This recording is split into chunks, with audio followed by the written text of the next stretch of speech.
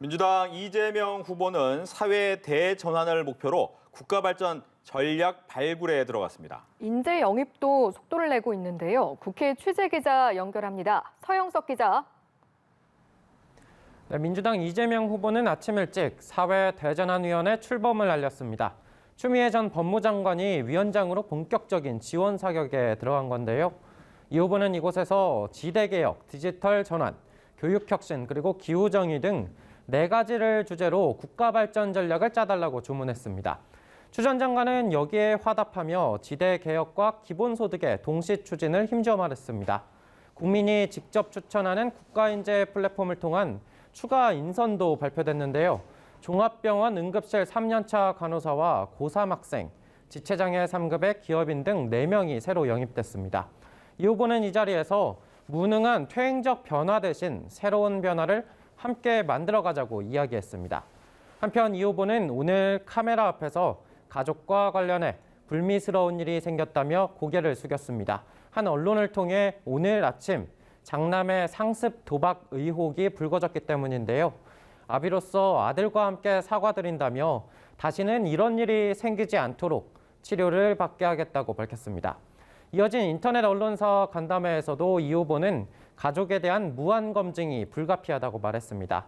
또 당정간 당내 이견을 보이고 있는 다주택자 양도세 중과 유예 문제를 놓고도 답을 내놨습니다. 주택의 공급 측면에서 이야기한 것이라며 주요 당 지도부와 교감이 있다고 강조했습니다. 네, 이번에는 국민의힘 윤석열 후보 행보도 짚어주시죠. 네, 국민의힘 윤석열 후보는 조금 전 대한의사협회를 찾았습니다. 이 자리에서 윤 후보는 간담회를 열고 정부의 코로나 대응 문제점과 개선 방안에 대한 의견을 나눌 예정인데요. 김종인 총괄선대위원장은 오늘 아침 코로나 관련 기자간담회에서 정부의 추경 필요성을 언급하기도 했습니다. 이에 앞서서는 대한상공회의소를 방문해 이틀 연속 경제 행보를 이어갔습니다. 최태원 회장을 비롯한 경제계 인사들을 만난 윤 후보는 경제 성장이 없으면 모든 사회적 갈등과 문제들이 두더지 게임처럼 튀어나온다며 무조건 성장이 중요하다고 강조했습니다. 오전에는 호남에서 국회의원을 지낸 윤영일 전 의원을 새시대 준비위에 영입하며 국민통합 의지를 다지기도 했습니다. 한편 윤 후보의 부인 김건희 씨를 둘러싼 논란에 여진이 계속되고 있습니다. 김 씨가 어제 국민께 사과할 의향이 있다고 밝혔지만 민주당에선 진정성이 없다, 희한한 사과라며 공세를 이어가고 있는 건데요.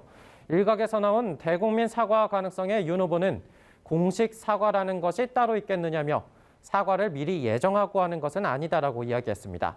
이어 국민들의 눈높이에 미흡한 부분이 있으면 100% 겸허하게 받아들여야 한다고 덧붙였는데요.